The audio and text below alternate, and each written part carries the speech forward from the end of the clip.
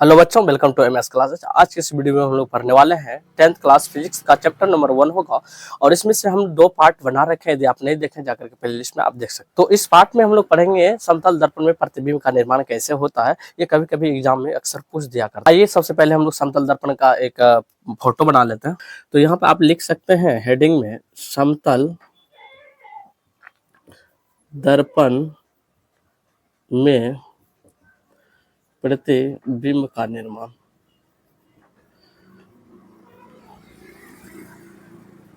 ठीक है, तो देखिए इसके लिए क्या होगा, हम लोगों को एक समतल दर्पण लेना पड़ेगा इस तरीका से। वैसे तो ये अभी कांच है, इसको क्या करेंगे, एक साइड इसको रंजित कर देते हैं, पेंट कर देते हैं, जिससे ये बन करके हमारे जो सामने आएगा यह समतल दर्पण आ जाएगा। ठीक है, और मान के चलिए यहाँ पर एक प्रकाश स्रोत है और इस प्रकाश स्रोत से ना जाने लाखों अरबों प्रकाश किरणें निकल रहा होता है। जैसे मान के चलिए प्रकाश किरण इधर भी निकल रहा होगा, इधर भी और इधर भी और इधर भी। ठीक है, एक ऐसी भी प्रकाश से किरणें मतलब निकल रहा होगा जो हमारे काम की चीज है, उसको इस तरीका से इस पे हम लोग गुजारते हैं। ठीक, और हम लोग जानते हैं आने वाले किरण को हम लोग क्या कहते हैं, आपतित किरण कहते हैं।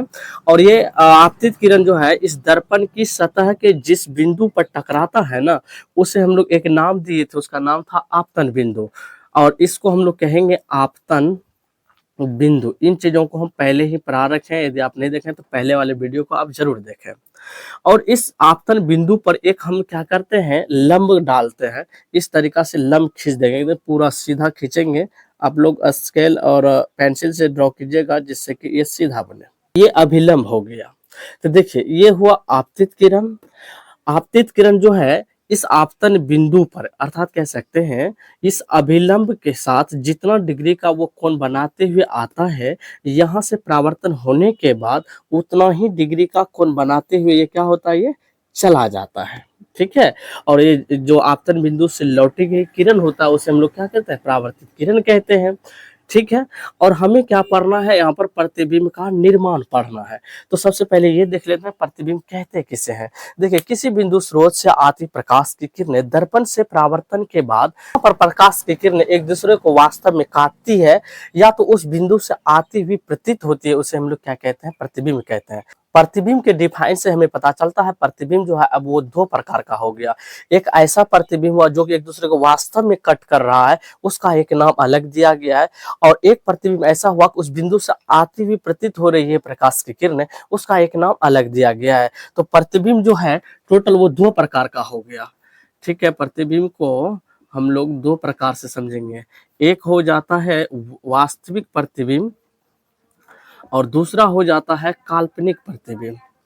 तो वास्तविक प्रतिबिंब कैसे हम लोग समझेंगे ये वास्तविक है और कैसे समझेंगे ये काल्पनिक है। तो देखिए इसको इस प्रकार से डिफाइन करेंगे, किसी बिंदु स्रोत से आती प्रकाश की किरणें दर्पण से परावर्तन होने के बाद जहां पर एक दूसरे को वास्तव में कट करती है उसे हम लोग वास्तविक प्रतिबिंब कहते हैं। और काल्पनिक प्रतिबिंब किसे कहते हैं, तो मतलब किसी बिंदु स्रोत से आती प्रकाश की किरणें दर्पण से परावर्तन होने के बाद उस बिंदु से आती हुई प्रतीत होती है, तो ऐसे चीज को काल्पनिक प्रतिबिंब कहेंगे। ठीक है, हाँ एक चीज जान लीजिए, किसी भी प्रतिबिंब को निर्माण करने के लिए उसमें से दो ही हमको किरण की आवश्यकता होता है, वही दो किरण लेंगे। इससे लाखों किरण निकल रहा है उससे हमको कोई मतलब नहीं है, शेष किरणें को हम लोग क्या करते हैं, मिटा देते हैं। एक किरण ऐसा ले लेंगे जो कि इस सीधा ये 90 डिग्री का कोण बनाते हुए इस समतल दर्पण पर क्या हो रहा होगा, ये पड़ रहा होगा।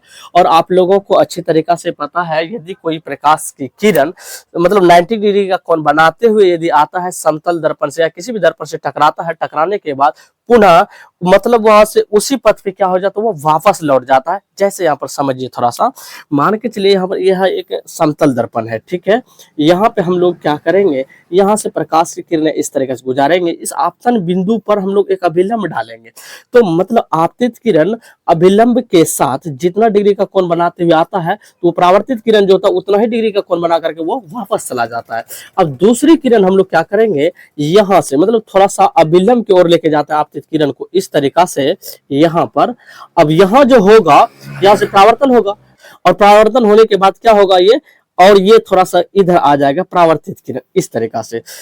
दूसरा किरण और लेते हैं, तीसरी किरण इस तरीका से लिए, मतलब और यहाँ से परावर्तन होने के बाद जो परावर्तित किरण होगा इस तरीका से हो जाएगा। मतलब क्या, जो हम आपतित किरण को अभिलंब की ओर लेकर के आ रहे हैं तो वहां जो होता है ना, आपतन कोण का मान छोटा हो रहा है, और जब आपतन कोण का मान छोटा हो रहा है, परावर्तन कोण का भी मान क्या हो रहा है, छोटा हो रहा है। एक समय ऐसा आएगा जो कि हम पूरा ही सटा देते हैं इसी पर, इस जो अभिलंब यहाँ पर बना है ना, ये 90 डिग्री का, हम क्या करते हैं इसी पे प्रकाश किरण को गुजार देते हैं।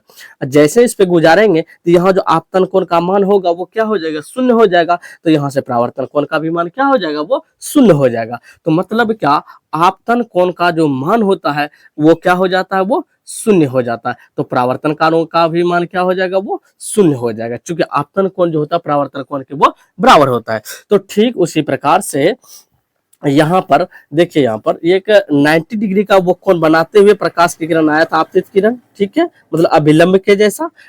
और इस दर्पण से टकराने के बाद क्या हुआ कि मतलब 0 डिग्री का कोण बनाते हुए पुनः इसी माध्यम में ये क्या हो गया, वापस लौट गया, ठीक है। और हमें क्या करवाना है, प्रतिबिंब का निर्माण कराना है, और प्रतिबिंब के निर्माण में 2 ही किरण की आवश्यकता होता है। तो यहाँ पर देखिए, ये जो प्रकाश की किरणें हैं, यहाँ पर आप देख सकते हैं यही 2 किरणें हैं। यदि हम लोग इसको मिलाएंगे तो क्या आपको लग रहा है ये कभी आपस में एक दूसरे को कट करेंगे? देखिए, जो जो इसको इसके तरफ जाते हैं ये इधर जाता है और ये सीधा जा रहा है, ये नहीं मिलेगा। तो हम लोग क्या करते हैं ऐसी स्थिति में, मतलब ये जो वस्तु है ना, समझिए ये वस्तु है, यहाँ से ये ए हो गया, ये क्या हो गया, बी हो गया। तो हम लोग वस्तु के सिद्ध में ही एक इस तरीका से रेखा को ड्रॉ करते हैं, इस तरीका से इसके सिद्ध में इस तरीका से लेकर के आएंगे, और यहाँ से ये वाला जो किरण है, इस किरण को, परावर्तित किरण को इस तरीका से पीछे की ओर इस तरीका से मिलाएंगे, ठीक। मिलाने के बाद एक दूसरे को कहाँ पर, यहाँ पे कट कर रहा है। तो हम लोग कल्पना करेंगे कि ये जो प्रतिबिंब बनेगा ना, ये काल्पनिक प्रतिबिंब बनेगा, हम लोग कल्पना कर रहे हैं। तो हम लोग यहाँ पे कल्पना ये करते हैं, यदि हम लोग वस्तु के सिद्ध में यदि प्रकाश की किरण को लेकर आएंगे तो यहाँ पर क्या होगा, फोटो बनेगा, मतलब हम लोग यहाँ पर कल्पना कर रहे हैं। तो ये जो फोटो बना कैसा बना, ये काल्पनिक प्रतिबिंब बना, ठीक है, क्योंकि इस बिंदु से आती हुई यहाँ पर प्रतीत हो रही है। और यहाँ पर इसमें इसका प्रकृति पूछता है, तो प्रकृति क्या होता है, तो ध्यान से देखिएगा, ये जो हुआ ये वस्तु की दूरी हुआ, और ये क्या हो गया, प्रतिबिंब की दूरी हो गया। तो इसमें देखिएगा जितना बड़ा वस्तु की दूरी होता है, जितना बड़ा ये है उतना ही बड़ा लगभग ये, तो कह सकते हैं वस्तु की दूरी बराबर क्या होता है, प्रतिबिंब की दूरी होता है, ठीक है। और समतल दर्पण में हमेशा प्रतिबिंब जो होता है वो वस्तु के सिद्ध में ही होता है, मतलब कह सकते हैं दर्पण के पीछे होता है, या तो ऐसे भी कह सकते हैं जिस तरफ हमने रचित कर रखा है ना इस दर्पण को, उसी तरफ होता है। और वस्तु की दूरी प्रतिबिंब की दूरी के क्या होता है, ये बराबर होता है। तो समतल दर्पण में इतना ही प्रतिबिंब के बारे में पढ़ना था, ठीक है। मतलब क्या, समतल दर्पण में जो प्रतिबिंब बनता है वो क्या बनता है, उल्टा बनता है। और हाँ, ये पार्श्विक रूप से ये उल्टा बनता है। जैसे आप अपने घरों के आईने में देखते हैं, अपने फेस को लेकर के जाते हैं, तो उसमें से ऐसा नहीं होता कि ये वाला भाग, मतलब माथा वाला भाग नीचे दिखाई देता है और पैर वाला भाग ऊपर दिखाई देता है, ऐसा नहीं होता है। उसमें पार्श्विक रूप से उल्टा वो प्रतिबिंब को दिखाता है। लेकिन हाँ, उसमें एक चीज ऐसा लगेगा, यदि आप दायां हाथ को उठाओगे ना तो उसमें लगेगा कि बायां हाथ को आप उठाएं, मतलब ये पार्श्विक रूप से ये क्या होता है, ये उल्टा होता है। और उम्मीद करते हैं आपको समझ में आ गया होगा। तो आप इसका एक स्क्रीनशॉट लीजिए, हम लोग देखते हैं अगला टॉपिक हमारा क्या है।